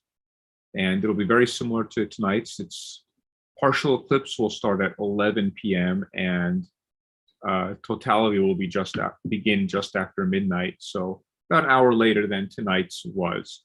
But I'm sure we will be live streaming that one, weather permitting. It's usually pretty clear at this time of year here, but no guarantees.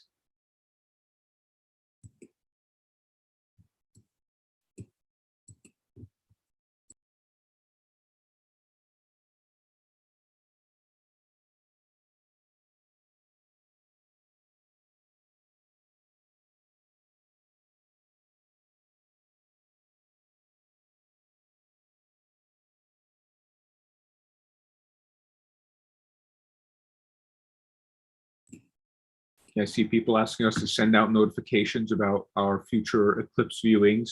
So we put those all on our website, and also just follow us on Facebook and Twitter at UHIFA, University of Hawaii Institute for Astronomy.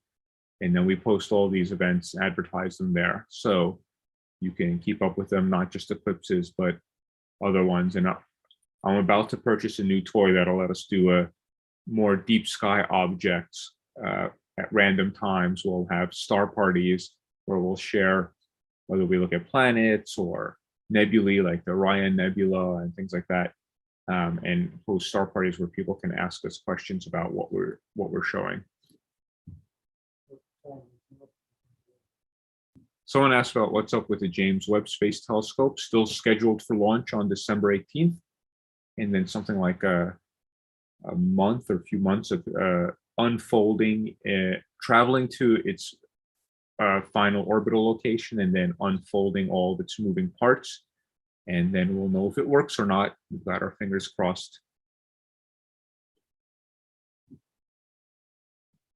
In fact, we just had a talk yesterday about the infrared detectors on the James Webb Space Telescope, because they were developed here in Hawaii at the Institute for Astronomy at our Hilo, Hawaii Island facility. They did a lot of the development work on those.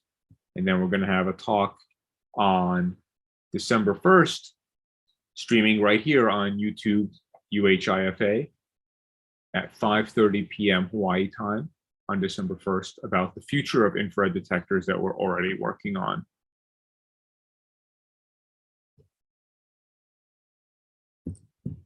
Someone asked, is it cold in Hawaii?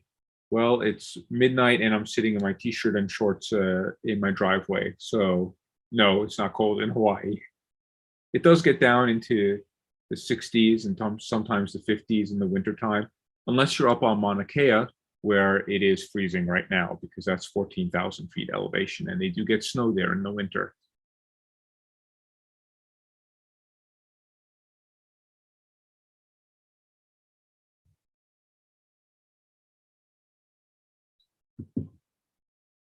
And these live streams are archived on our YouTube site, so you can go back and show them to other people, or if you saw something interesting, or you liked some of our diagrams that we showed, you can go look them up. I saw some homeschool groups were joining us, so that's excellent. We love to see that.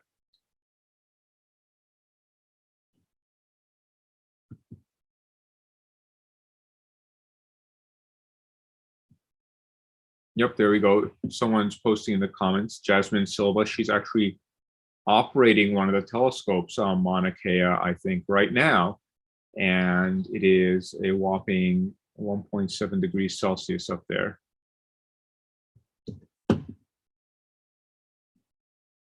lot of people who come to Hawaii, even in the summer, and go up to Mauna Kea, if they go up to the summit, do not realize how cold it's going to be. Even in the summer, it'll be in the 40s or 50s, especially. That's Fahrenheit. Sorry, I know a lot of you are Celsius users. So it can get quite cold up there, even in the summer.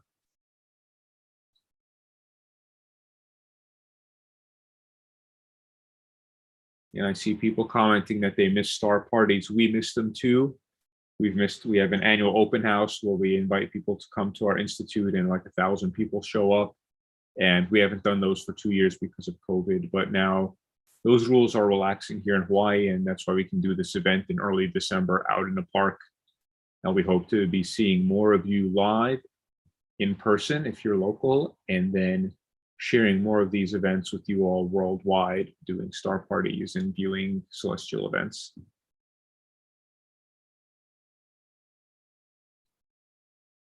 We're probably going to stop this live stream shortly because we need to go to bed. I have kids and I need to wake up early to get them to school. So we'll keep going for a little bit, but the eclipse will continue getting less and less total for the next hour or so.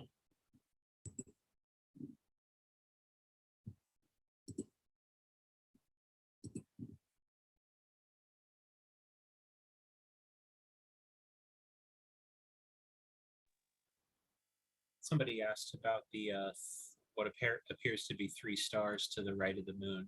Those aren't actually stars. That's an artifact. It's like a crosshairs that I think Alex has on his viewer. And he has just made them disappear. Yeah, that's like his cursor.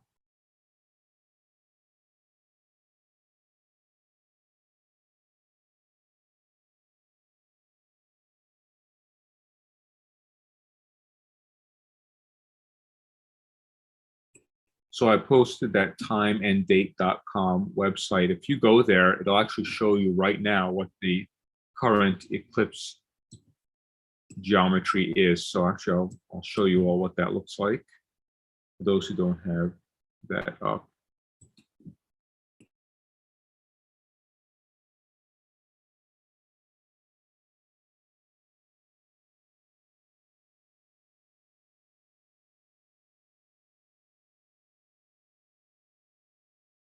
This is the website I've been mentioning, timeanddate.com, and here's the current eclipse. So even though it's not showing a real picture, it's showing you what the geometry of this eclipse looks like. And it shows you where to see the eclipse, either in a flat map or in a map of the globe. And it'll make an animation for you. It will show you where the maximum eclipse happens in various places. And it knows where I am. It knows that I'm in Honolulu. So it asks, I can click this and it tells me where it happens, when it starts, when the maximum is, and how long the total eclipse time is. It shows me what I will be seeing here right now. And it gives all the details of when the different phases of the eclipse happen. So it's an incredibly complete website, and it works for any place that you are in the world. So I highly recommend this if you want to find out what's going on.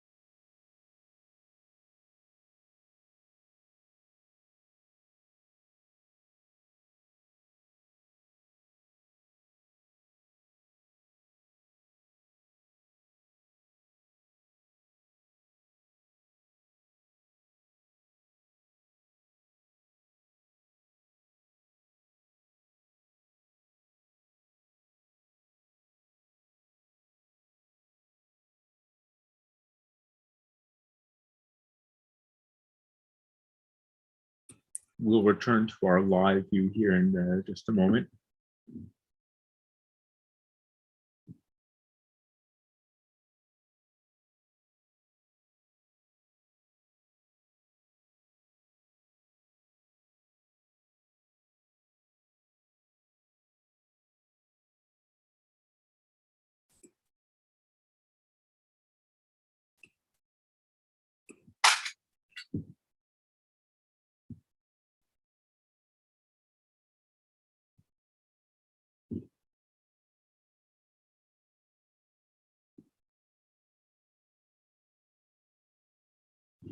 We said we'd go till midnight, but we got so many great questions that we're going to keep going just a little bit longer.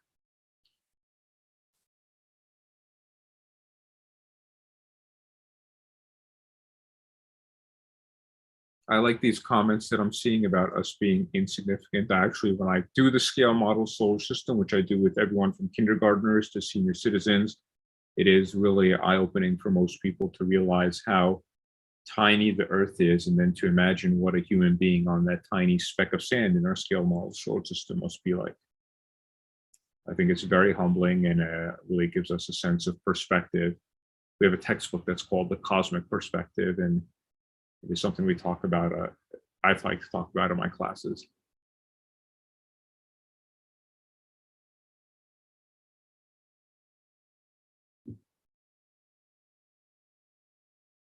You can just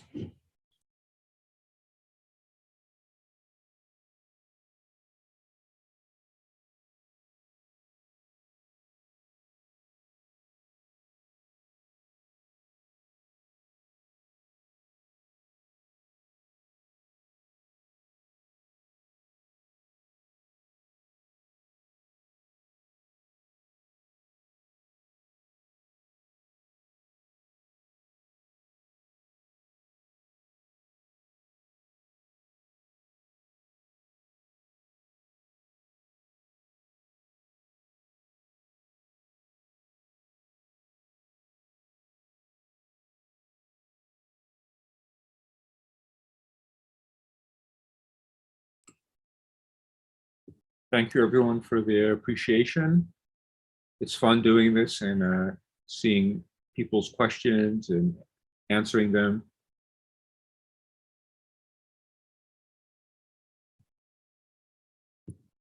Yeah, there's a total solar eclipse in 2024 that will be visible on the US mainland. And yes, you should start planning now because hotels along the path of totality are already booking up. So definitely, if you want to go see a total solar eclipse, go check that out. Just like the Great American Eclipse that happened a few years ago, that was really amazing. That was my first total solar eclipse, and I will definitely be going back in 2024 to see it again.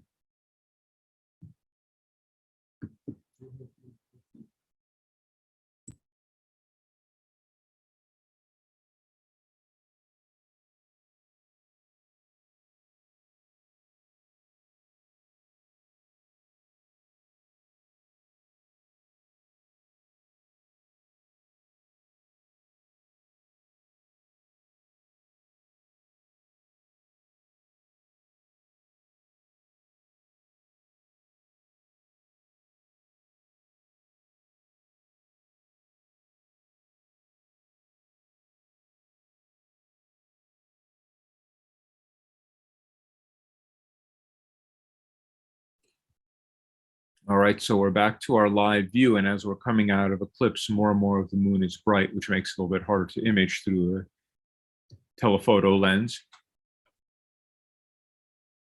So it's 12:13 in the morning here. So in a couple of minutes, we will end this stream and sign off.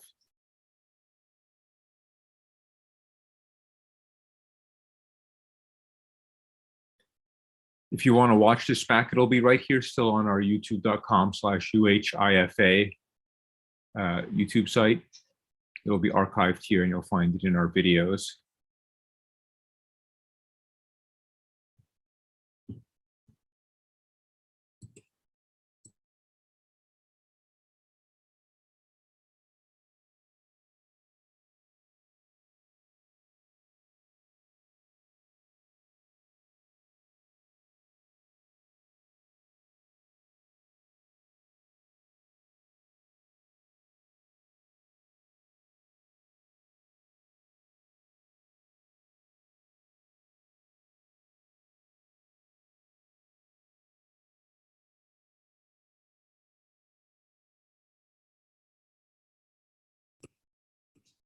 So someone asked about the next total solar eclipse that I was mentioning visible in the US. It is not visible in Hawaii.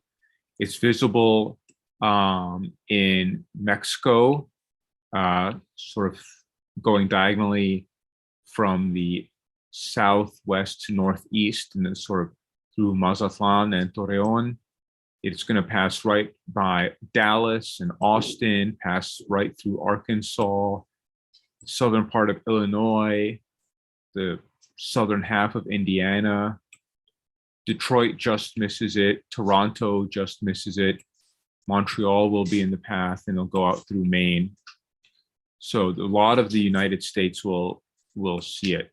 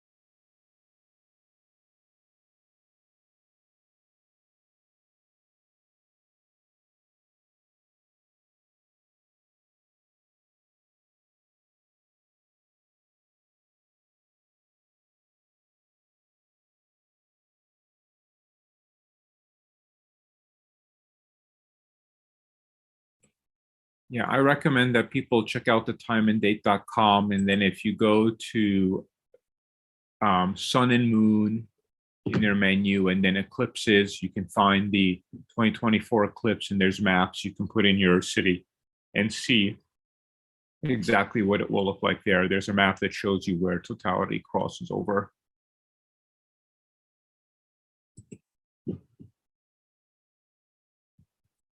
And it's good to be prepared to move because if it's cloudy where you are, it's in April, so it's the spring. There will be potential for clouds and rain. It's good to be able to hop in a car and drive to a location that you hear is clear, although traffic will probably be bad.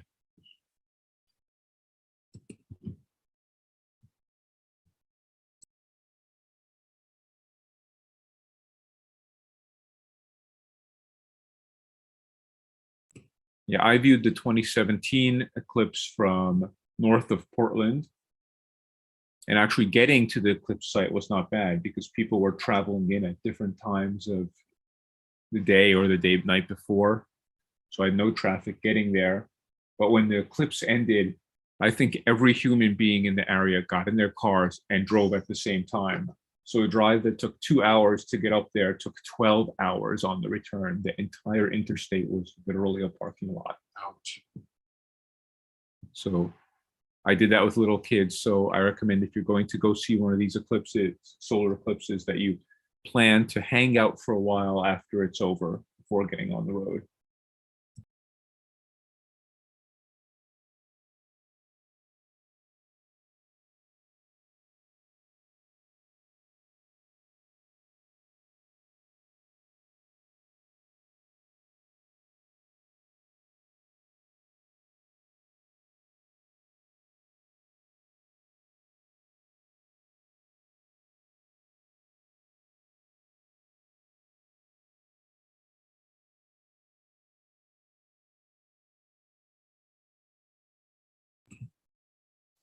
All right, we will end the stream at 12:30. So we've got 10 more minutes. So if you've got any last questions, now's your chance to get those in.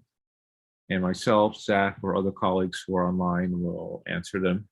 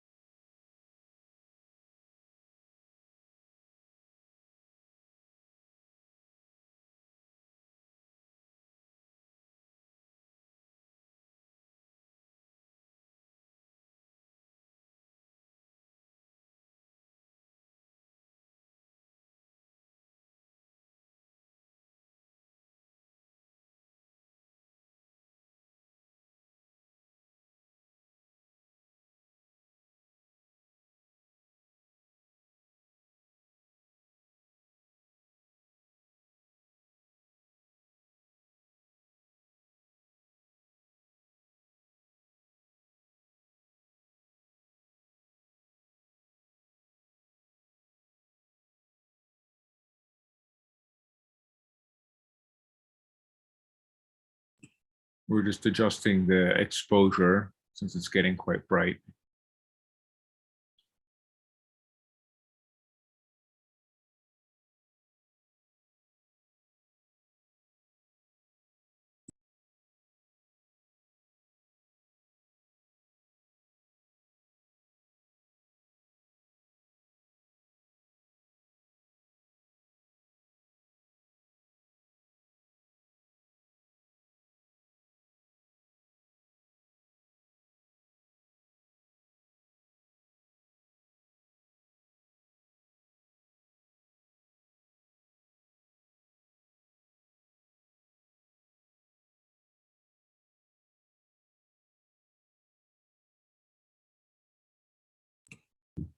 If you're someplace that can't see this eclipse, you may see a future one that we don't get to see. So just you can look it up on timeanddate.com or on other space.com. We'll also have eclipse listings in other websites. And as long as it's clear out, you don't need a telescope, just your eyes. A pair of binoculars is always great. When people come asking what's the first telescope they should buy, if they've never used one, we often recommend to start with a pair of binoculars. Because with a good pair of binoculars, like 10 by 50s or something like that, you can see some of the moons of Jupiter. You can see the craters on the moon.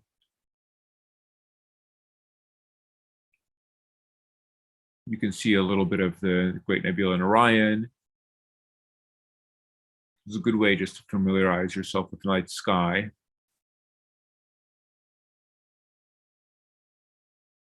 And never buy one of those cheapo department store $50 or $100 telescopes. They're going to be more trouble setting up and putting together than they'll give you enjoyment out of.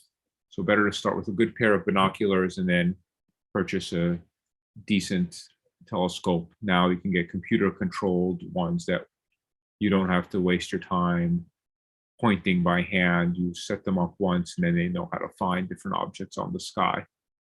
Some might call it cheating, but for beginners, it takes a lot of the pain out and gives you more of the pleasure of seeing the astronomical objects.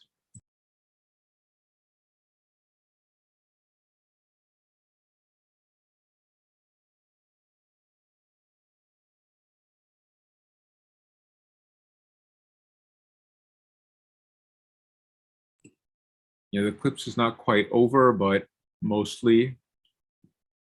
So in about 5 minutes, we're going to turn off the stream.